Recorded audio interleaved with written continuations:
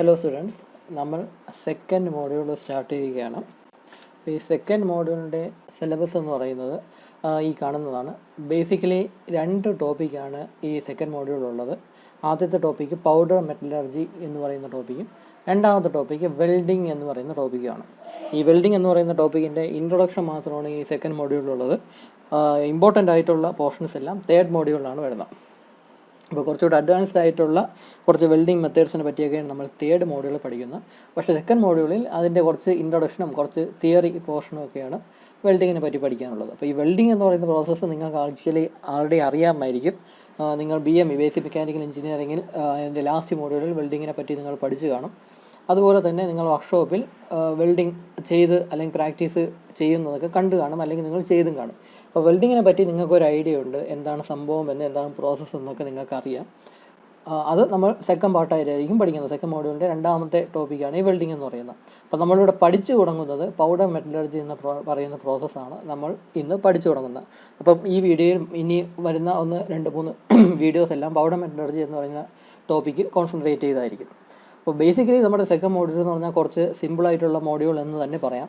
കാരണം പൗഡർ മെറ്റലർജിയുടെ ഒരുപാട് ഡെപ്തിലുള്ള കാര്യങ്ങളൊന്നും നമ്മൾ പഠിക്കുന്നില്ല. കുറച്ച് ബേസിക് ആയിട്ടുള്ള കുറച്ച് കാര്യങ്ങൾ, ഇൻട്രൊഡക്ഷനും പിന്നെ ബേസിക് ആയിട്ടുള്ള അതിൻ്റെ കുറച്ച് പ്രോസസ്സ് മാത്രമേ നമുക്ക് പഠിക്കാനുള്ളൂ പൗഡർ മെറ്റലർജി. അതുപോലെ തന്നെ വെൽഡിങ്ങിൻ്റെ ഇൻട്രൊഡക്ഷൻ കുറച്ച് ബേസ് ആയിട്ടുള്ള കുറച്ച് കാര്യങ്ങൾ മാത്രമേ വെൽഡിങ്ങിനെ പറ്റി നമ്മൾ പഠിക്കുന്നുള്ളൂ. അപ്പോൾ ഈ സെക്കൻഡ് മോഡ്യൂൾ കുറച്ച് സിമ്പിളായിട്ടുള്ളൊരു മോഡ്യൂൾ എന്ന് പറയാം, especially compare to first module. First module ഒരുപാട് വാസ്റ്റ് ആയിട്ടുണ്ടായിരുന്നു. പക്ഷേ സെക്കൻഡ് മോഡ്യൂൾ വളരെ കുറച്ച് ടോപ്പിക്സേ ഉള്ളൂ എന്ന് നമുക്ക് വേണമെങ്കിൽ പറയാം. അപ്പോൾ ആ സെക്കൻഡ് മോഡ്യൂളിൻ്റെ ആദ്യത്തെ ടോപ്പിക്കായ പൗഡർ മെറ്റലർജിയാണ് നമ്മൾ ഈ വീഡിയോയിൽ പഠിച്ചു തുടങ്ങുന്നത്. ആദ്യം എന്താണ് പൗഡർ മെറ്റലർജി എന്ന് പറയാം. പൗഡർ മെറ്റലർജി എന്ന് പറഞ്ഞാൽ മെറ്റൽ പൗഡേഴ്സ് ഉപയോഗിച്ച് പ്രോഡക്ട്സ് ഉണ്ടാക്കുന്ന പ്രോസസ്സിനെയാണ് പൗഡർ മെറ്റലർജി എന്ന് പറയുന്നത്. Powder metallurgy is the process of producing components from metal powders. നമ്മുടെ കാസ്റ്റിംഗ് എന്ന് പറഞ്ഞാൽ നമ്മൾ കഴിഞ്ഞ മോഡ്യൂൾ പഠിച്ചു. കാസ്റ്റിംഗ് എന്ന് പറഞ്ഞാൽ മെറ്റലിനെ മെൽറ്റ് ചെയ്ത്, മെറ്റലിൻ്റെ ആ റോ മെറ്റീരിയലിനെ ഫർണസ് ഉപയോഗിച്ച് അതിനെ മെൽറ്റ് ചെയ്തിട്ട് ആ മോൾട്ടൺ മെറ്റലിനെ ഒരു മൗൾട്ട് ക്യാവിറ്റിയിലോട്ട് ഒഴിച്ചു കൊടുത്ത് ആ മൗൾട്ട് ക്യാവിറ്റിയുടെ ഷേപ്പുള്ള കമ്പോണൻസ് ഉണ്ടാക്കിയെടുക്കുന്ന പ്രോസസ്സായിരുന്നു കാസ്റ്റിംഗ് എന്ന് പറയുന്നത്. പക്ഷേ ഇവിടെ പൗഡർ മെറ്റലർജി എന്ന് പറഞ്ഞാൽ ഇതിനെ മെൽറ്റ് ചെയ്യത്തില്ല. അതിൻ്റെ റോ മെറ്റീരിയലിനെ, എന്ത് മെറ്റീരിയൽ ഉണ്ടാകണോ കമ്പോണൻറ്റ് ഉണ്ടാക്കുന്നത്, ആ റോ മെറ്റീരിയലിനെ മെൽറ്റ് ചെയ്യത്തില്ല, ചൂടാക്കി മെൽറ്റ് ചെയ്യത്തില്ല. പകരം അതിനെ ക്രഷ് ചെയ്ത് പൗഡർ ഫോമിലാക്കും. ആ പൗഡർ ഫോമിലുള്ള ആ പൗഡറിനെയാണ്, ആ പൗഡർ ഉപയോഗിച്ചാണ് കമ്പോണൻസ് ഉണ്ടാക്കിയെടുക്കുന്നത്. അപ്പോൾ ഈ പൗഡറിനെ ഒരു കാവിറ്റിയിലോട്ട് ഫില്ല് ചെയ്യുന്നു. ഇതിപ്പം വളരെ സിമ്പിളായിട്ട് പൗഡർ മെറ്റലർജി പ്രോസസ്സിൻ്റെ വളരെ സിംപ്ലിഫൈ ചെയ്ത ഒരു പ്രോസസ്സിൻ്റെ ഒരു ഫോട്ടോസാണ് ഇവിടെ ഈ കാണുന്നത്. അപ്പോൾ ഇതെങ്ങനെയെന്ന് പറഞ്ഞാൽ ഈ പൗഡർ ഫോമിലോട്ടാക്കിയ റോ മെറ്റീരിയലിനെ ക്രഷ് ചെയ്ത് പൗഡർ ഫോമിലോട്ടാക്കുന്നു. എന്നിട്ട് ഈ പൗഡറിനെ ഒരു ഡൈ ക്യാവിറ്റിയിലോട്ട് ഫില്ല് ചെയ്യുന്നു. നമ്മുടെ മോൾഡ് ക്യാവിറ്റി എന്നൊക്കെ പറയും പോലെ ഡൈ ക്യാവിറ്റിയിൽ ഫില്ല് ചെയ്യുന്നു. ഈ ഡൈ എന്ന് പറയുന്നത് മിക്കവാറും മെറ്റലൊക്കെ കൊണ്ടുണ്ടാക്കിയ ഡൈ ക്യാവിറ്റി ആയിരിക്കും. അപ്പം ഈ ഡൈ ക്യാവിറ്റിയിലോട്ട് ഈ പൗഡറിനെ ഫില്ല് ചെയ്യുന്നു. ഈ ഗ്രീൻ കളറിൽ കാണുന്നതാണ് പൗഡർ എന്ന് വിചാരിക്കുക. അപ്പോൾ പൗഡറിനെ ഫില്ല് ചെയ്യുന്നു. എന്നിട്ട് കംപ്രസീവ് ഫോഴ്സ് ഉപയോഗിച്ച് അതിനെ കോമ്പാക്റ്റ് ചെയ്യുന്നു. ഇവിടെ നമ്മൾ കാണാം, ഇതാണ് ഡൈ ക്യാവിറ്റി, ഇതിലോട്ടാണ് പൗഡർ ഫില്ല് ചെയ്യുന്നത്. എന്നിട്ട് ഇത് ലോവർ പഞ്ച്, ഇത് അപ്പർ പഞ്ച്, ഈ 2 പഞ്ച് ഉപയോഗിച്ച് ഒരു കംപ്രസീവ് ഫോഴ്സ്, ഒരു ഫോഴ്സ് അപ്ലൈ ചെയ്ത് അതിനെ കോമ്പാക്റ്റ് ചെയ്തെടുക്കും. അതായത് ഈ ഡൈ ക്യാവിറ്റിയിലുള്ള ഷേപ്പിലോട്ട് അതിനെ കംപ്രസ് ചെയ്ത്, ഫോഴ്സ് അപ്ലൈ ചെയ്ത് കംപ്രസ് ചെയ്ത് അതിങ്ങനെ ഈ ഷേപ്പിൽ ഉണ്ടാക്കിയെടുക്കും. ഇതാണ് നമുക്ക് കിട്ടുന്ന ഔട്ട്പുട്ട് പറയുന്നത്. അപ്പോൾ ഇതൊരു സിമ്പിളായിട്ടുള്ള വളരെ സിമ്പിളായിട്ടുള്ളൊരു കമ്പോണൻറ്റ് ഉണ്ടാക്കുന്ന പ്രോസസ്സാണ്. അപ്പോൾ ഈ കമ്പോണൻറ്റ് ഉണ്ടാക്കിയിരിക്കുന്നത് പൗഡർ ഉപയോഗിച്ചാണ്. പൗഡറിനെ കംപ്രസ് ചെയ്ത് ഒരു സോളിഡ് പോലെ ആക്കി എടുത്താണ് കമ്പോണൻറ്റ് ഉണ്ടാക്കിയിരിക്കുന്നത്. അപ്പോൾ ഇങ്ങനെ ഉണ്ടാക്കിയെടുക്കുന്ന ആ പ്രോസസ്സിനാണ് പൗഡർ മെറ്റലർജി എന്ന് പറയുന്നത്. പൗഡർ ഫോമിലുള്ള മെറ്റീരിയൽ ഉപയോഗിച്ച് ഓരോ സോളിഡ് കമ്പോണൻറ്റ്സ് ഉണ്ടാക്കിയെടുക്കുന്നു. ഇതിപ്പം ഉണ്ടാക്കിയെടുത്ത് ഇതിനെ ചെറുതായിട്ടൊന്ന് ചൂടാക്കും. ചൂടാക്കപ്പോഴേ ആവശ്യത്തിന് സ്ട്രെങ്ത് കിട്ടത്തുള്ളൂ. ചൂടാക്കുന്ന ഓവൻസിലൊക്കെ വെച്ചിട്ടായിരിക്കും ചൂടാക്കുന്നത്. അപ്പോൾ ചൂടാക്കപ്പോഴേക്കും സഫീഷ്യൻറ്റ് സ്ട്രെങ്ത് കിട്ടും. അപ്പോൾ അതാണ് നമുക്ക് കിട്ടുന്ന ഔട്ട്പുട്ട് എന്ന് പറയുന്നത്, ആ പ്രോഡക്റ്റ് എന്ന് പറയുന്നത്. അപ്പോൾ ഇങ്ങനെ പൗഡർ ഫോമിലുള്ള മെറ്റലിനെ പൗഡർ ഫോമിലാക്കിയിട്ട് അതിനെ ഇങ്ങനെ കംപ്രസ് ചെയ്ത് ഓരോ ഷേപ്പിൽ ഉണ്ടാക്കിയെടുക്കും. അങ്ങനെ കമ്പോണൻസ് ഉണ്ടാക്കിയെടുക്കുന്ന ആ പ്രോസസ്സിനെയാണ് പൗഡർ മെറ്റലർജി എന്ന് പറയുന്നത്. അപ്പോൾ ഇവിടെ ചൂടാക്കി മെറ്റലിനെ മെൽറ്റ് ചെയ്തൊന്നുമല്ല ഓരോ ഷേപ്പിലുള്ള പ്രോഡക്റ്റ്സ് ഉണ്ടാക്കിയെടുക്കുന്നത്. പകരം അതിനെ ക്രഷ് ചെയ്ത് പൗഡർ ഫോമിലാക്കും. പൗഡർ ഫോമിലാക്കിയിട്ട് ഡൈ ക്യാവിറ്റിയിൽ ഫില്ല് ചെയ്ത് അതിനെ കംപ്രസ് ചെയ്യുമ്പം ഡൈ ക്യാവിറ്റിയുടെ ഷേപ്പ് എന്താണോ ആ ഷേപ്പ് ഇത് ഒബ്റ്റെയിൻ ചെയ്യും. ഇതിപ്പം വളരെ ഒരു സിലിണ്ടറിക്കൽ ഷേപ്പാണെന്ന് പറയും. ഇത് വളരെ സിംപ്ലിഫൈ ചെയ്ത ഒരു ഡയഗ്രാമാണ് ഈ കാണിച്ചിരിക്കുന്നത്. ആക്ച്വലായിട്ടുള്ള പ്രോഡക്റ്റ് ആണെങ്കിൽ കുറച്ചുകൂടെ കോംപ്ലിക്കേറ്റഡ് ആയിട്ടുള്ള ഷേപ്പൊക്കെ ആയിരിക്കും അതിനുള്ളത്. അപ്പോൾ ആ ഷേപ്പ് ഡൈ ക്യാവിറ്റിയിലുള്ള ഷേപ്പ് അത് അറ്റൈൻ ചെയ്യും. അങ്ങനെ ഉണ്ടാക്കിയാണ് പൗഡർ ഫോമിലുള്ള ഇത് ഉപയോഗിച്ച് കമ്പൗണ്ട്സ് ഉണ്ടാക്കിയെടുക്കുന്ന പ്രോസസ്സാണ് പൗഡർ മെറ്റലർജി എന്ന് പറയുന്നത്. അപ്പോൾ ഈ വീഡിയോയിൽ നമ്മൾ അതിൻ്റെ കുറച്ച് ഇൻട്രൊഡക്ഷൻ ആയിട്ടുള്ള കുറച്ച് കാര്യങ്ങളായിരിക്കും ഡിസ്കസ് ചെയ്യുന്നത്. ആക്ച്വലായിട്ട് ഈ പൗഡർ മെറ്റലർജി പ്രോസസ്സ് എങ്ങനെയാണ് നമ്മൾ ചെയ്യുന്നതെന്ന് അടുത്ത വീഡിയോയിലേക്ക് കാണും. ഇന്ന് ഈ വീഡിയോയിൽ നമ്മൾ പൗഡർ മെറ്റലർജി അതിനെപ്പറ്റി കുറച്ച് ഇൻട്രൊഡക്ഷനും അതിൻ്റെ കുറച്ച് അഡ്വാൻറ്റേജസും ലിമിറ്റേഷൻസും അതിൻ്റെ കുറച്ച് ക്യാരക്ടറിസ്റ്റിക്സും അങ്ങനത്തെ കുറച്ച് കാര്യങ്ങൾ മാത്രമേ ഈ വീഡിയോയിൽ നമ്മൾ ഡിസ്കസ് ചെയ്യുന്നു. അതായത് അതിൻ്റെ കുറച്ച് ഇൻട്രൊഡക്ഷൻ ആയിട്ടുള്ള കുറച്ച് ടോപ്പിക്സാണ് ഇന്നത്തെ വീഡിയോയിൽ നമ്മൾ ഡിസ്കസ് ചെയ്യുന്നത്. അപ്പോൾ ഈ പൗഡർ മെറ്റലർജി ഞാൻ പറഞ്ഞ പോലെ തന്നെ എന്താണോ റോ മെറ്റീരിയൽ അതിനെ ക്രഷ് ചെയ്ത് പൗഡർ ഫോമിലാക്കുന്നത്, വളരെ ഫൈനായിട്ടുള്ള പാർട്ടിക്കിൾസ് ഉള്ള പൗഡർ ഫോമിലാക്കിയിട്ട് നമുക്ക് റിക്വയർഡ് ഷേപ്പിലുള്ള കമ്പൗണ്ട്സ് ഉണ്ടാക്കിയെടുക്കാം. ഇപ്പോൾ ഈ കാണിച്ചിരുന്ന പ്രോഡക്റ്റ്സ് ഒക്കെ പൗഡർ മെറ്റലർജി ഉപയോഗിച്ച് ഉണ്ടാക്കിയിരിക്കുന്നതാണ്. ഇതൊക്കെ വളരെ ചെറിയ സിമ്പിളായിട്ടുള്ള ഷേപ്പ് എന്നൊക്കെ പറയാം. ഇത് ജസ്റ്റ് ചെറിയൊരു സിലിണ്ടറിക്കൽ ഷേപ്പിലുള്ള ചെറിയൊരു പ്രോഡക്റ്റാണ്. ഇത് സർക്കുലർ ഷേപ്പിലുള്ള ചെറിയ പ്രോഡക്റ്റാണ്. അപ്പോൾ ഇതെല്ലാം പൗഡർ ഫോമിലുള്ള മെറ്റീരിയലിൽ നിന്ന് കംപ്രസ് ചെയ്ത് ഈ ഷേപ്പിലുള്ള ഡൈയിലോട്ട് പൗഡറിനെ ഫില്ല് ചെയ്ത് കംപ്രസ് ചെയ്താണ് ഈ കമ്പൗണ്ട് ഉണ്ടാക്കിയെടുത്തത്. അതുപോലെ തന്നെ ഇങ്ങനെ സ്പെറിക്കൽ ഷേപ്പിലുള്ള ഡൈയിലോട്ട് ഈ പൗഡറിനെ ഫില്ല് ചെയ്ത് അതിനെ കംപ്രസ് ചെയ്താണ് ഈ ഷേപ്പിലുള്ള പ്രോഡക്റ്റ് ഉണ്ടാക്കിയെടുത്തിരിക്കുന്നത്. അപ്പോൾ ഇങ്ങനെ പൗഡറിൽ നിന്ന് പ്രോഡക്റ്റ്സ് ഉണ്ടാക്കിയെടുക്കുന്ന പ്രോസസ്സിനെയാണ് പൗഡർ മെറ്റലർജി എന്ന് പറയുന്നത്. അപ്പോൾ ഈ പ്രോസസ്സ് എന്ന് പറഞ്ഞാൽ ഒരുപാട് സ്റ്റെപ്സ് ഉള്ള പ്രോസസ്സാണ്. ഒരുപാട് കോസ്റ്റ്ലി ആയിട്ടുള്ള എക്യുപ്മെൻറ്റ്സ് ഒക്കെ ഉപയോഗിച്ചാണ് ഈ പ്രോസസ്സ് ചെയ്യുന്നത്. നമ്മൾ റഫായിട്ട് അതിനെ ഒരു ഡൈ ക്യാവിറ്റിയിലോട്ട് ഫില്ല് ചെയ്യുന്നു, എന്നിട്ട് അതിനെ കംപ്രസ് ചെയ്ത് ഇങ്ങനത്തെ പ്രോഡക്റ്റ്സ് ഉണ്ടാക്കിയെടുക്കുന്നു എന്നൊക്കെ നമ്മൾ വളരെ സിമ്പിളായിട്ട് പറയുന്നുവെങ്കിലും അതിൽ ഒരുപാട് ഡിഫറെൻറ്റ് സ്റ്റെപ്സ് ഉണ്ട്. ഒരുപാട് എക്യുപ്മെൻറ്റ്സ് ഒക്കെ മെഷീനറിയൊക്കെ ഉപയോഗത്തിൽ ഉള്ളതാണ്, ഉപയോഗിച്ചാണ് ഈ പ്രോസസ്സ് ചെയ്യുന്നത്. അപ്പോൾ ഒരുപാട് ഡീറ്റെയിൽഡ് ആയിട്ട് കാര്യങ്ങൾ എക്സ്പ്ലെയിൻ ചെയ്യേണ്ടതായിട്ടുണ്ട്. എന്നാലും വളരെ സിമ്പിളായിട്ട് ഞാനിപ്പോൾ പറഞ്ഞു നിർത്തിയതേ ഉള്ളൂ. നമ്മൾ സാധാരണ ഈ പൗഡർ മെറ്റലർജി ഉപയോഗിച്ച് പ്രോഡക്റ്റ്സ് ഉണ്ടാക്കുന്ന സിറ്റുവേഷൻ എപ്പോഴൊക്കെയാണെന്ന് പറഞ്ഞാൽ, നമ്മുടെ കാസ്റ്റിങ്ങിലാണെങ്കിൽ നമുക്ക് മെറ്റലിനെ മെൽറ്റ് ചെയ്ത് ആണ് അതിന് പ്രോഡക്റ്റ്സ് ഉണ്ടാക്കിയെടുക്കുന്നത്. സപ്പോസ് ഇപ്പോൾ അതിൻ്റെ മെൽറ്റ് ചെയ്യേണ്ട റോ മെറ്റീരിയലിൻ്റെ മെൽറ്റിംഗ് പോയിൻ്റ് എന്ന് പറയുന്ന ഒരു 6000 അല്ലെങ്കിൽ 8000 ഡിഗ്രി സെൽഷ്യസ്, അത്രത്തോളം ഹൈ ടെമ്പറേച്ചറുള്ള മെൽറ്റിംഗ് പോയിൻ്റുള്ള മെറ്റീരിയൽസ് ഒക്കെ ആണെങ്കിൽ അത്രത്തോളം പവർഫുൾ ആയിട്ടുള്ള ഫർണസൊക്കെ വേണ്ടി വരും അതിനെ മെൽറ്റ് ചെയ്യാനായിട്ട്. അപ്പോൾ അങ്ങനത്തെ കൂടിയ ഫർണസൊക്കെ ഉപയോഗിക്കുക എന്ന് പറഞ്ഞാൽ അതിൻ്റെ കോസ്റ്റ് കൂടുതലായിട്ട് വരും. പക്ഷേ പൗഡർ മെറ്റലിയുടെ അഡ്വാൻറ്റേജ് എന്തെന്ന് പറഞ്ഞാൽ ഈ മെൽറ്റിംഗ് പോയിൻറ്റ്, വളരെ ഹൈ മെൽറ്റിംഗ് പോയിൻ്റുള്ള മെറ്റീരിയൽസിനെ നമ്മളിങ്ങനെ ചൂടാക്കി മെൽറ്റ് ചെയ്യേണ്ട ആവശ്യമില്ല. പകരം അതിനെ പൗഡർ ഫോമിലാക്കിയാൽ മതി, ക്രഷ് ചെയ്ത് പൗഡർ ഫോമിലാക്കിയാൽ മതി. അപ്പം ഈ കാസ്റ്റിങ്ങായിട്ട് കമ്പയർ ചെയ്യുമ്പോൾ പൗഡർ മെറ്റലർജിയുടെ അഡ്വാൻറ്റേജ് എന്ന് പറഞ്ഞാൽ വളരെ ഹൈ മെൽറ്റിംഗ് പോയിൻ്റുള്ള മെറ്റീരിയൽസ് ആണെങ്കിൽ കാസ്റ്റിങ്ങിൽ കുറച്ച് ലിമിറ്റേഷൻ ഉണ്ട്. ഒന്നുകിൽ വളരെ പവർഫുൾ ആയിട്ടുള്ള ഫർണസൊക്കെ വേണ്ടി വരും, അത്രത്തോളം ഹൈ ടെമ്പറേച്ചർ പ്രൊഡ്യൂസ് ചെയ്താൽ മാത്രമേ മെറ്റീരിയലിനെ മെൽറ്റ് ചെയ്യാനൊക്കത്തുള്ളൂ.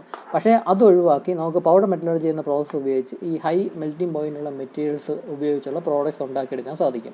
ഹൈ മെൽറ്റിംഗ് പോയിൻ്റുള്ള മെറ്റീരിയലാണ് എങ്കിൽ അതിനെ പൗഡർ ഫോമിലോട്ടാക്കിയാൽ മതി. പൗഡർ ഫോമിലോട്ടാക്കിയിട്ട് നമുക്ക് റിക്വയർഡ് ഷേപ്പും സൈസിലുള്ള കമ്പൗണ്ട്സ് നമുക്ക് പൗഡർ മെറ്റലർജി എന്ന പ്രോസസ്സ് ഉപയോഗിച്ച് ഉണ്ടാക്കിയെടുക്കാൻ സാധിക്കും. അപ്പോൾ മെൽറ്റിംഗ് പോയിൻറ്റ് കൂടിയ മെറ്റീരിയൽസ് ഉപയോഗിച്ച് പ്രോഡക്റ്റ്സ് ഉണ്ടാക്കാൻ കാസ്റ്റിങ്ങിനെക്കാളും കുറച്ചും കൂടെ കൺവീനിയൻ്റ് ആയിട്ടുള്ള ഈസി ആയിട്ടുള്ള മെത്തേഡ് പൗഡർ മെറ്റലർജി പ്രോസസ്സാണ്.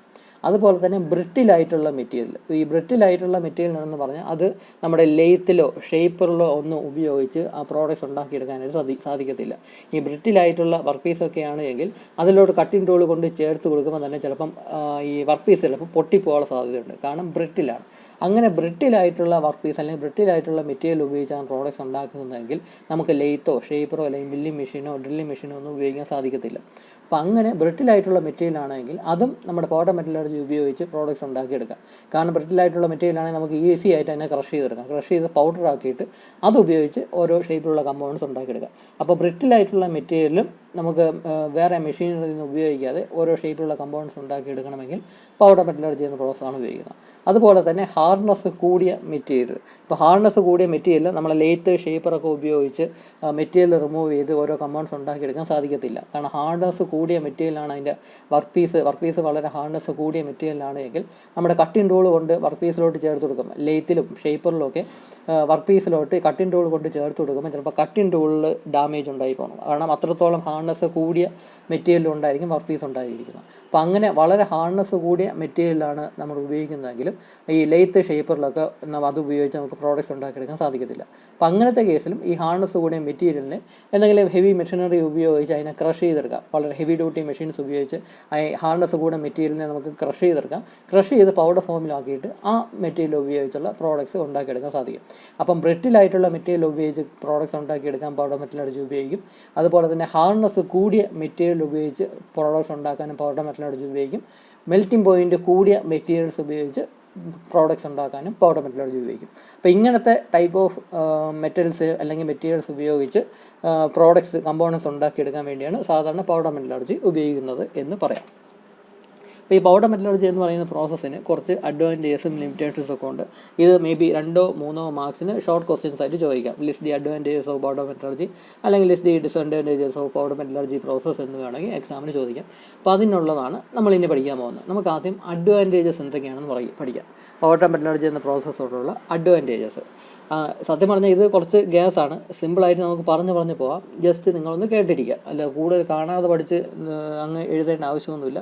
നമ്മുടെ ലോജിക്ക് ഉപയോഗിച്ച് തന്നെ ഇതിൻ്റെ കുറച്ച് അഡ്വാൻറ്റേജസും ലിമിറ്റേഷൻസും എല്ലാം നമുക്ക് ഈസി ആയിട്ട് പഠിക്കാനൊക്കെ.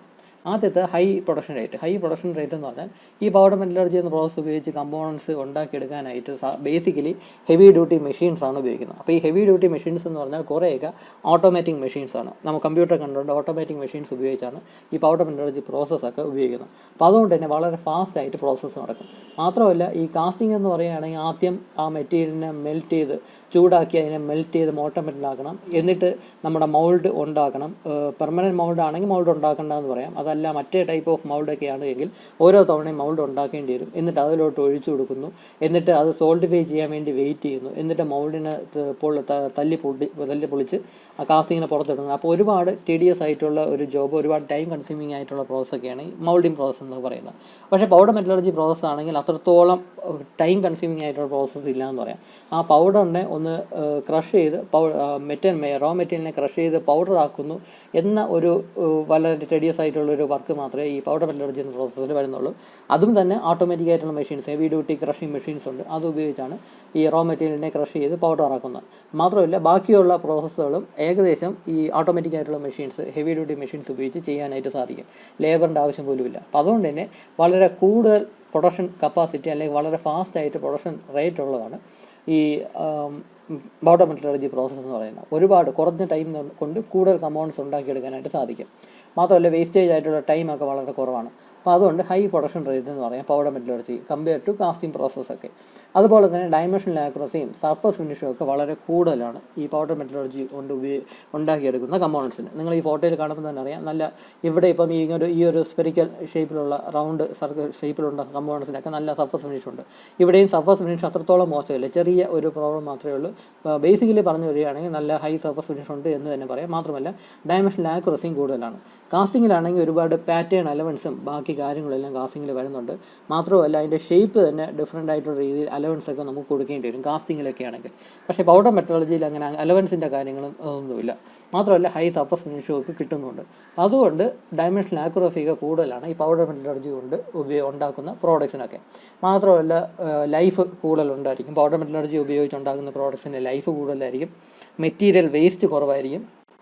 അതായത് ഇങ്ങനത്തെ കമ്പോണൻസ് ഒക്കെ ഉണ്ടാക്കിയെടുക്കുമ്പോൾ മെറ്റീരിയൽ വേസ്റ്റ് ആവുന്ന വളരെ കുറവായിരിക്കും. ഇനിയിപ്പം മെറ്റീരിയൽ വേസ്റ്റ് ആയാൽ തന്നെ അതിനെ വീണ്ടും ക്രഷ് ചെയ്ത് പൗഡർ ഫോമിലാക്കിയിട്ട് നമുക്ക് അതിനെ റീയൂസ് ചെയ്യാനൊക്കും, ഈസി ആയിട്ട് റീയൂസ് ചെയ്യാനൊക്കും. ഇപ്പോൾ മെറ്റീരിയൽ വേസ്റ്റ് കുറവാണ്. പിന്നെ സ്കിൽഡ് ലേബർ അധികം ആവശ്യമില്ല എന്ന് പറയാം. ഞാൻ നേരത്തെ പറഞ്ഞ പോലെ ഓട്ടോമാറ്റിക് മെഷീൻസ് ഒക്കെയാണ് ഇതിൽ ഉപയോഗിക്കുന്നത്. അപ്പോൾ അങ്ങനത്തെ മെഷീൻസ് പ്രവർത്തിപ്പിക്കാനായിട്ട് സെമി സ്കിൽഡ് ലേബർ മതി. വളരെ സ്കിൽഡ് ഉള്ള ലേബറിൻ്റെ ആവശ്യമൊന്നും സെമി സ്കിൽഡ് ലേബേഴ്സ് കൊണ്ട് തന്നെ നമുക്ക് ഈ മെഷീൻസൊക്കെ നമുക്ക് പ്രവർത്തിപ്പിക്കാനായിട്ട് സാധിക്കും. അത് മാത്രമല്ല ലേബർ വർക്ക് സത്യം പറഞ്ഞാൽ കുറവാണെന്ന് പറയാം. കൂടുതൽ മെഷീനറി ഉപയോഗിച്ചാണ് ഈ പ്രോസസ്സുകൾ കാര്യങ്ങളെല്ലാം ചെയ്യുന്നത്. അതുകൊണ്ട് ലേബർ വർക്ക് കുറവെന്ന് പറയാം.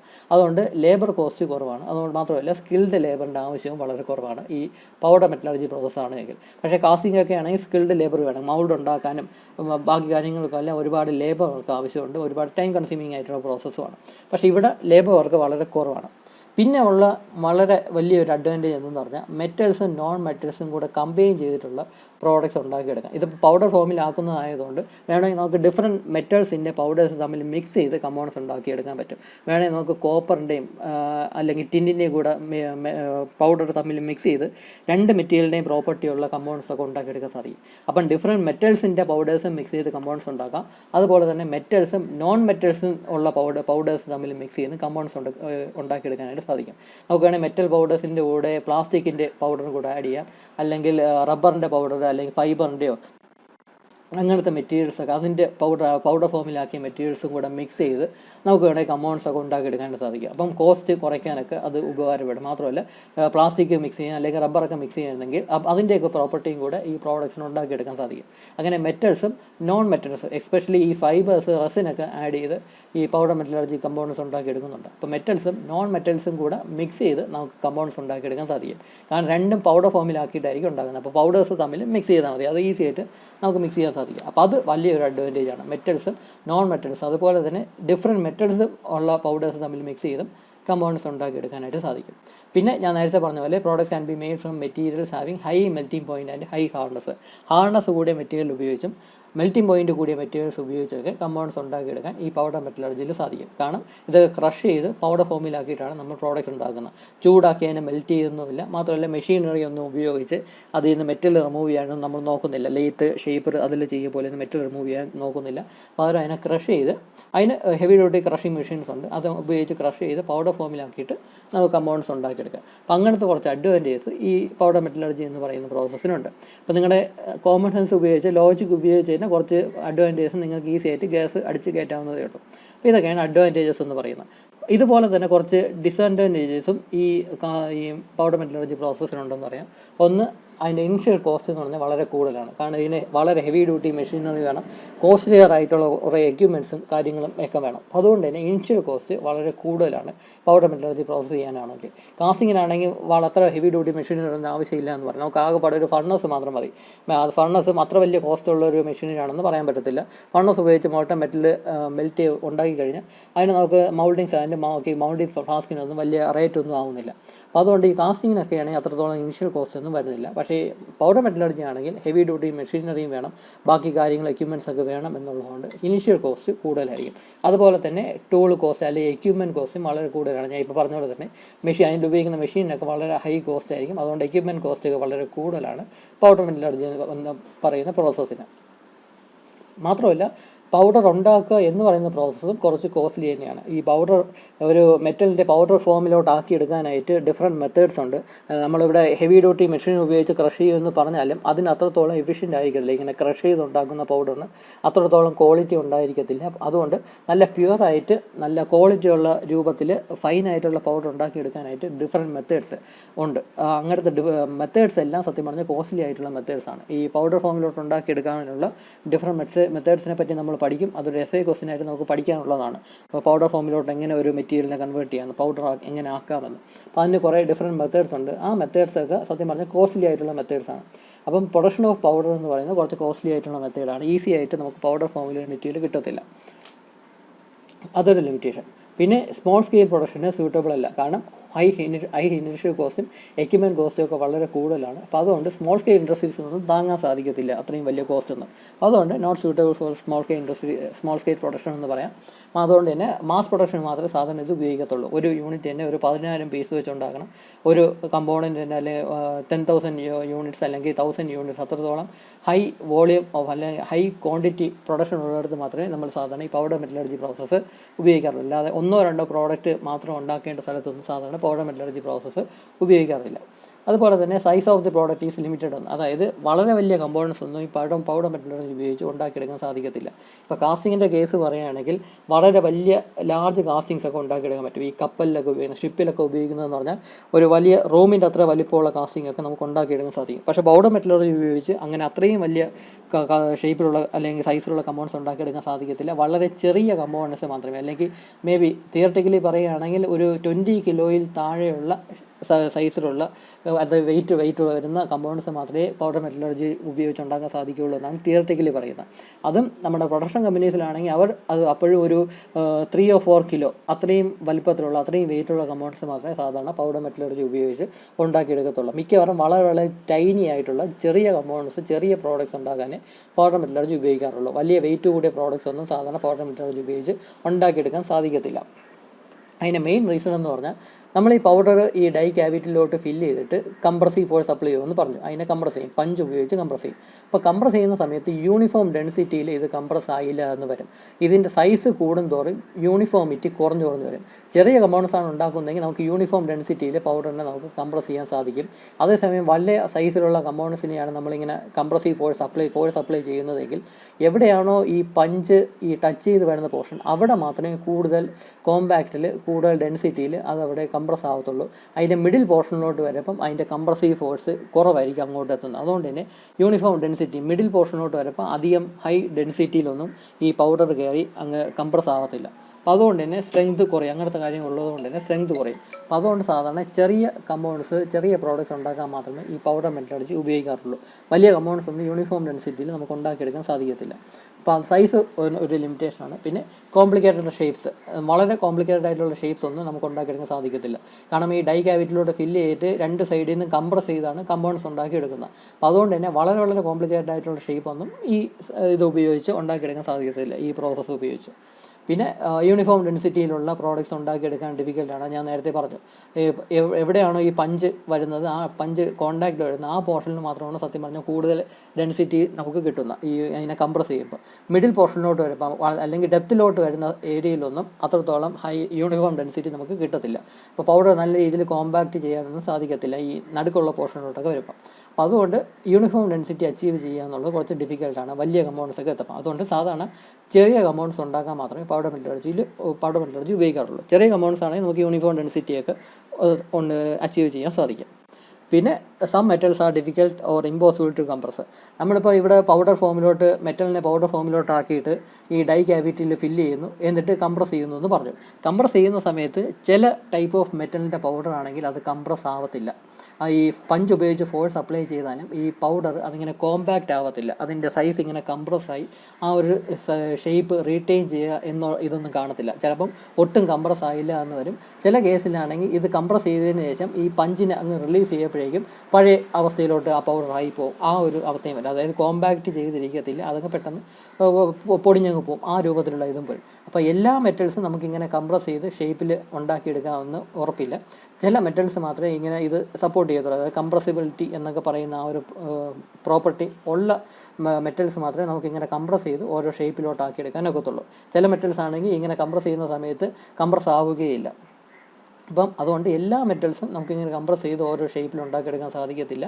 ചില മെറ്റൽസ് മാത്രമേ അതിന് സാധിക്കത്തുള്ളൂ. അപ്പോൾ അങ്ങനത്തെ പ്രോപ്പർട്ടി ഉള്ള മെറ്റൽസിൻ്റെ പൗഡർ മാത്രം ഉപയോഗിച്ച് നമുക്ക് ഈ പൗഡർ മെറ്റലർജി കമ്പൗണ്ട്സ് ഉണ്ടാക്കിയെടുക്കാൻ സാധിക്കുകയുള്ളൂ. അപ്പോൾ ഇങ്ങനത്തെ കുറച്ച് ഡിസഡ്വാൻറ്റേജസ് ഈ പൗഡർ മെറ്റലർജി എന്ന് പറയുന്ന പ്രോസസ്സിനുണ്ട്. അപ്പോൾ ഇത്രയൊക്കെയാണ് ഇൻട്രൊഡക്ഷനായിട്ട് സത്യം പറഞ്ഞാൽ ഉള്ളത്. അതിൻ്റെ കൂടെ നമുക്ക് ഒരു കാര്യം കൂടെ പഠിക്കാം, ക്യാരക്ടറിസ്റ്റിക്സ് ഓഫ് മെറ്റൽ പൗഡേഴ്സ് എന്നത്. ഇതും ഇൻട്രൊഡക്ഷൻ പോർഷനിൽ വരുന്നത് തന്നെയാണ്. ഇതും ക്യാരക്ടറിസ്റ്റിക്സ് എന്ന് പറഞ്ഞുകൊണ്ട് മേ ബി 2-3 മാർക്സിന് ക്വസ്റ്റ്യൻ ആയിട്ട് ചോദിക്കാം, അല്ലെങ്കിൽ മേ ബി 5 മാർക്സിനുള്ള ഒരു ക്വസ്റ്റ്യൻ ആയിട്ട് ചോദിക്കാം. 10 മാർക്സിന് ചോദിക്കത്തില്ല, എന്നാലും ഒരു അപ് ടു 5 മാർക്സിൻ്റെ ഒരു ക്വസ്റ്റ്യൻ ആയിട്ട് ക്യാരക്ടറിസ്റ്റിക്സ് ഓഫ് മെറ്റൽ പൗഡേഴ്സ് എന്ന് പറഞ്ഞ് ചോദിക്കാം. അതായത് നമ്മൾ ഈ പൗഡർ മെറ്റലർജിയിൽ വേണ്ടി കമ്പൗണ്ട്സ് ഉണ്ടാക്കിയെടുക്കാനായിട്ട് ഉപയോഗിക്കുന്ന മെറ്റലിൻ്റെ പൗഡർ, ആ മെറ്റൽ പൗഡറിന് എന്തൊക്കെ ക്യാരക്ടറിസ്റ്റിക്സ് വേണം. അപ്പോൾ ഈ ക്യാരക്ടറിസ്റ്റിക്സ് ഉള്ള പൗഡർ ഉപയോഗിച്ച് മാത്രമേ നമുക്ക് ഈ പ്രോഡക്റ്റ് ഉണ്ടാക്കിയെടുക്കാൻ സാധിക്കൂ. പൗഡർ മെറ്റലർജി ഉപയോഗിച്ച് പ്രോഡക്റ്റ്സ് ഉണ്ടാക്കിയെടുക്കാൻ സാധിക്കത്തുള്ളൂ. അപ്പോൾ ഈ ക്യാരക്ടറിസ്റ്റിക്സ് ഇല്ല എങ്കിൽ ഈ ക്യാരക്ടറിസ്റ്റിക്സ് ഉണ്ടാക്കിയെടുക്കാൻ വേണ്ടി നമ്മൾ അഡീഷണൽ ആയിട്ടുള്ള മെറ്റീരിയൽസും കൂടെ നമ്മൾ ഈ പൗഡറിലോട്ട് ആഡ് ചെയ്യും. ആക്ച്വലി ഈ പൗഡർ എന്ന് പറഞ്ഞാൽ ഇപ്പോൾ ഒരു കോപ്പറിൻ്റെ പൗഡർ ഉപയോഗിച്ചുള്ള ഒരു പ്രോഡക്റ്റാണ് ഉണ്ടാക്കുന്നത് എന്ന് കരുതുക. അപ്പോൾ കോപ്പറിൻ്റെ പൗഡർ ഉപയോഗിച്ചാണ് പ്രോഡക്റ്റ് ഉണ്ടാക്കുന്നതെങ്കിലും അതിൽ 100% പൗഡറും കോപ്പറിൻ്റെ ആയിരിക്കത്തില്ല. കോപ്പറിൻ്റെ മേ ബി ഒരു 95% അല്ലെങ്കിൽ 96% മാത്രമേ കോപ്പർ പൗഡർ കാണത്തുള്ളൂ. ബാക്കി 3 or 4% എന്ന് പറയുന്ന അഡിറ്റീവ്സ് ആയിരിക്കും. അഡിറ്റീവ്സ് എന്ന് പറഞ്ഞാൽ എക്സ്ട്രാ ആഡ് ചെയ്യുന്ന മെറ്റീരിയൽസ് അല്ലെങ്കിൽ കെമിക്കൽസ് അല്ലെങ്കിൽ ബൈൻഡേഴ്സ്, ഇങ്ങനത്തെ കുറച്ച് മെറ്റീരിയൽസും കൂടെ ഈ പൗഡറുമായിട്ട് മിക്സ് ചെയ്തിട്ടായിരിക്കും നമ്മൾ ഈ കമ്പൗണ്ട്സ് ഉണ്ടാക്കിയെടുക്കുന്നത്. അപ്പോൾ കോപ്പറിൻ്റെ പൗഡർ ഉപയോഗിച്ചാണ് നമ്മളൊരു പൗഡർ മെറ്റലർജി കമ്പൗണ്ട് ഉണ്ടാക്കിയെടുക്കുന്നതെന്ന് പറഞ്ഞാൽ അതിൻ്റെ 100% കോപ്പർ ആയിരിക്കത്തില്ല. മേ ബി ഒരു 96-97% മാത്രമേ കോപ്പറിൻ്റെ പൗഡർ കാണത്തുള്ളൂ. ബാക്കിയുള്ളത് അഡിറ്റീവ്സ്, എക്സ്ട്രാ മെറ്റീരിയൽസ് നമ്മൾ ആഡ് ചെയ്ത് കൊടുക്കും, എക്സ്ട്രാ കെമിക്കൽസ്, എക്സ്ട്രാ ബൈൻഡേഴ്സ് ഒക്കെ ആഡ് ചെയ്ത് കൊടുക്കും ഓരോ പ്രോപ്പർട്ടീസ് ഉണ്ടാക്കിയെടുക്കാനായിട്ട്. അപ്പോൾ ആ പ്രോപ്പർട്ടീസിനെ പറ്റിയാണ് നമ്മൾ ഈ പഠിക്കുന്നത്. അപ്പോൾ ഇങ്ങനത്തെ ഈ ക്യാരക്ടറിസ്റ്റിക്സ് അല്ലെങ്കിൽ ഈ പ്രോപ്പർട്ടീസ് ഉള്ള പൗഡർ ഉപയോഗിച്ച് മാത്രമേ നമുക്ക് പൗഡർ മെറ്റലർജി എന്ന പ്രോസസ്സ് ഉപയോഗിച്ച് കമ്പൗണ്ട്സ് ഉണ്ടാക്കിയെടുക്കാൻ സാധിക്കത്തുള്ളൂ. അപ്പോൾ ആ ക്യാരക്ടറിസ്റ്റിക്സിനെ പറ്റിയാണ് നമ്മൾ ഈ പഠിക്കുന്നത്. ഒന്നാമത്തെ ക്യാരക്ടറിസ്റ്റിക്സ് പ്യൂരിറ്റി, അതായത് നമ്മൾ ഉപയോഗിക്കുന്ന മെറ്റലിൻ്റെ പൗഡർ എന്ന് പറഞ്ഞാൽ നല്ല പ്യുവർ ഫോമിലുള്ള പൗഡർ ആയിരിക്കണം. ഇമ്പ്യൂരിറ്റീസ് ഒന്നും ഉണ്ടാകാൻ പാടില്ല, ഡസ്റ്റ് പാർട്ടിക്കിൾസോ അതർ എലമെൻറ്റ്സ് ഒന്നും ഉണ്ടാകാൻ പാടില്ല, ഡേർട്ട് ഒന്നും ഉണ്ടാകാൻ പാടില്ല, അതിൻ്റെ അകത്ത് ക്ലേ കണ്ടന്റ് ഒന്നും ഉണ്ടാകാൻ പാടില്ല, പ്യുവർ ആയിട്ടുള്ള പൗഡർ തന്നെ ആയിരിക്കണം. നമ്മൾ പറഞ്ഞു അഡിറ്റീവ്സ് ഒക്കെ ആഡ് ചെയ്യും എന്ന് പറഞ്ഞു, അതെല്ലാം കെമിക്കൽസ് ആണ്. അത് നമ്മൾ അറിഞ്ഞുകൊണ്ട് ആഡ് ചെയ്യുന്ന ബൈൻഡേഴ്സും കെമിക്കൽസൊക്കെ നമ്മൾ അറിഞ്ഞുകൊണ്ട് ആഡ് ചെയ്യുന്നതാണ്. അതല്ലാതെ ഇമ്പ്യൂരിറ്റീസ് ആയിട്ട് പൗഡറിൽ വേറെ ഒന്നും ഉണ്ടാകാൻ പാടില്ല, ഡേർട്ടായിട്ടോ ക്ലേ ആയിട്ടോ അല്ല വേറെ എന്തെങ്കിലും എക്സ്റ്റേണൽ ആയിട്ടുള്ള പാർട്ടിക്കിൾസ് ഒന്നും അതിൻ്റെ അകത്ത് ഉണ്ടാകാൻ പാടില്ല. അപ്പോൾ പ്യൂരിറ്റി എന്ന് പറയുന്നത് കുറച്ച് ഇമ്പോർട്ടൻ്റ് ആണ്. അല്ല പ്യുവർ ഫോമിലുള്ള പൗഡർ മാത്രമേ നമ്മൾ ഈ കമ്പോണൻസ് ഉണ്ടാക്കിയെടുക്കാനായിട്ട് സാധിക്കുകയുള്ളൂ, അല്ല ഉപയോഗിക്കത്തുള്ളൂ. പിന്നെ ഉള്ളതാണ് കെമിക്കൽ കമ്പോസിഷൻ. അത് ഞാൻ നേരത്തെ പറഞ്ഞ പോലെ ഈ പൗഡറിൻ്റെ കൂടെ കുറച്ച് അഡിറ്റീവ്സും ബൈൻഡേഴ്സും എക്സ്ട്രാ കെമിക്കൽസൊക്കെ ആഡ് ചെയ്തിട്ടാണ് കെമിക്കൽസും കൂടെ മിക്സ് ചെയ്തിട്ടാണ് ഈ പൗഡർ ഉണ്ടാക്കിയെടുക്കുന്നത്. അതാണ് നമ്മൾ ഇവിടെ ഉപയോഗിച്ച് കംപ്രസ് ചെയ്ത് ഓരോ ഷേപ്പിൽ ഉണ്ടാക്കിയെടുക്കുന്നത്. അപ്പം അതിൻ്റെ കെമിക്കൽ കമ്പോസിഷനും കുറച്ച് ഇമ്പോർട്ടൻ്റ് ആണ്. ഓരോന്നിനും certain percentage correct ratio correct weight വെച്ചിട്ടാണ് നമ്മൾ ഈ അഡിറ്റീവ്സും ബൈൻഡേഴ്സും കെമിക്കൽസൊക്കെ ആഡ് ചെയ്ത് കൊടുക്കുന്നത്. അല്ല റഫായിട്ട് നമ്മൾ ആഡ് ചെയ്ത് കൊടുക്കുന്നതല്ല, ഓരോന്നും കറക്റ്റായിട്ട് അളന്ന് എത്ര പ്രൊപ്പോർഷനായിട്ടായിട്ട് നോക്കി കറക്റ്റ് ക്വാണ്ടിറ്റി അഡിറ്റീവ്സും ബൈൻഡേഴ്സും ഒക്കെയാണ് നമ്മൾ ഇതിലോട്ട് മിക്സ് ചെയ്ത് കൊടുക്കുന്നത്. അപ്പോൾ അതാണ് കെമിക്കൽ കമ്പോസിഷൻ എന്നുകൊണ്ട് ഉദ്ദേശിക്കുന്നത്. അല്ലാതെ തിയററ്റിക്കലി പറഞ്ഞിരിക്കുന്നതിനേക്കാൾ കൂടുതൽ കമ്പോസിഷന് നമ്മൾ ബൈൻഡേഴ്സ് ഒന്നും ആഡ് ചെയ്ത് കൊടുക്കാൻ സാധിക്കത്തില്ല. അങ്ങനെ ആഡ് ചെയ്ത് കൊടുക്കുകയാണെങ്കിൽ വേറെ എന്തെങ്കിലും ഡിഫക്റ്റ് അതിലുണ്ടാകും. അപ്പോൾ അതാണ് കെമിക്കൽ കമ്പോസിഷൻ എന്ന് പറയുന്നത്. പിന്നെ ഉള്ളത് പാർട്ടിക്കിൾ സൈസും പാർട്ടിക്കിൾ ഷേപ്പും. ഇതെന്ന് പറയുന്നത് നമ്മൾ ഉപയോഗിക്കുന്ന ആ പൗഡറിൻ്റെ പാർട്ടിക്കിളിൻ്റെ അതിൻ്റെ ഓരോ തരിയുടെയും ഷേപ്പും സൈസും ഒക്കെ അതിൻ്റെ ക്വാളിറ്റി, ഉണ്ടാക്കിയെടുക്കുന്ന കമ്പോണൻറ്റിൻ്റെ ക്വാളിറ്റി അത് ഇൻഫ്ലുവൻസ് ചെയ്യും. ഇപ്പോൾ സൈസ് എന്ന് പറഞ്ഞാൽ വളരെ ഫൈനായിട്ടുള്ള ഇത് കാണും, അല്ലെങ്കിൽ വളരെ കുറച്ച് കോഴ്സ് ഗ്രെയിൻസ് കാണും, അല്ലെങ്കിൽ കുറച്ചും കൂടെ ഫൈനായിട്ടുള്ള ഗ്രെയിൻസ് കാണും. അപ്പോൾ ഈ ഗ്രെയിൻസിൻ്റെ സൈസും ഷേപ്പും അനുസരിച്ച് ഉണ്ടാക്കിയെടുക്കുന്ന പ്രോഡക്റ്റിൻ്റെ ക്വാളിറ്റിയും മാറും, അതിൻ്റെ യൂണിഫോം ഡെൻസിറ്റി. അതെല്ലാം യൂണിഫോം ഡെൻസിറ്റിയിൽ നമുക്കതിനെ കംപ്രസ് ചെയ്യാൻ പറ്റുന്നതെല്ലാം ഈ സൈസ് ഷേപ്പും ഒക്കെ ഡിപ്പെൻഡ് ചെയ്തിരിക്കും. ഇപ്പം സ്പെറിക്കൽ ഷേപ്പിലുള്ളതൊക്കെ ആണെങ്കിൽ നമുക്ക് ഈസി ആയിട്ട് അതിനെ കംപ്രസ് ചെയ്യാൻ സാധിക്കും. മാത്രമല്ല ചെറിയ വളരെ ഫൈനായിട്ടുള്ള പൗഡറാണ് നമ്മൾ ഉപയോഗിക്കുന്നതെങ്കിൽ വളരെ ഹൈ സർഫസ് ഫിനിഷ് നമുക്ക് അച്ചീവ് ചെയ്യാൻ സാധിക്കും. കുറച്ച് കോഴ്സ് ഗ്രെയിൻസാണ് നമ്മൾ ഉപയോഗിക്കുന്നത്, ഈ പൗഡറിൻ്റെ തരികൾക്ക് വലിപ്പം കൂടുതലാണെങ്കിൽ അത്രത്തോളം ഹൈ സർഫസ് ഫിനിഷ് നമുക്ക് അച്ചീവ് ചെയ്യാൻ സാധിക്കത്തില്ല. അപ്പോൾ ഇങ്ങനത്തെ കാര്യങ്ങളെല്ലാം ഡിപ്പെൻഡ് ചെയ്യുന്നത് ആ പൗഡറിൻ്റെ പാർട്ടിക്കിൾ സൈസും പാർട്ടിക്കിൾ ഷേപ്പും ഒക്കെ അനുസരിച്ചാണ്. ഷേപ്പ് എന്ന് പറഞ്ഞാൽ മേ ബി സ്പെറിക്കൽ ഷേപ്പിലുള്ള ഇത് പൗഡറുണ്ട്, അല്ലെങ്കിൽ വേറെ ഷേപ്പ് ഈ ഡയമണ്ട് ഷേപ്പ് അങ്ങനത്തെ ഷേപ്പിലുള്ള ഷാർപ്പ് എഡ്ജസ് ഉള്ള ഷേപ്പിലുള്ള തരികളുണ്ട്. അപ്പോൾ ഇതിനെല്ലാം ഓരോന്നിനും ഓരോ പ്രോപ്പർട്ടിയാണ്. ഈ ഷാർപ്പ് ഷേപ്പിലുള്ള തരികളൊക്കെ ഉള്ള പൗഡറാണെങ്കിൽ കൂടുതൽ ഫോഴ്സ് അപ്ലൈ ചെയ്താൽ മാത്രമേ അത് കംപ്രസ് ആവുകയുള്ളൂ. അപ്പോൾ അപ്ലൈ ചെയ്യുന്ന ഫോഴ്സ് പോലും ഡിപ്പെൻഡ് ചെയ്യുന്ന ഈ പാർട്ടിക്കിൾ ഷേപ്പ് പാർട്ടിക്കിൾ സൈസ് ഒക്കെ അനുസരിച്ചാണ്. അപ്പോൾ ഇങ്ങനത്തെ കാര്യങ്ങളെല്ലാം കുറച്ച് ഇൻഫ്ലുവൻസ് ചെയ്യും ഇതിൽ ഉപയോഗിക്കുന്ന ബാക്കി കാര്യങ്ങൾ.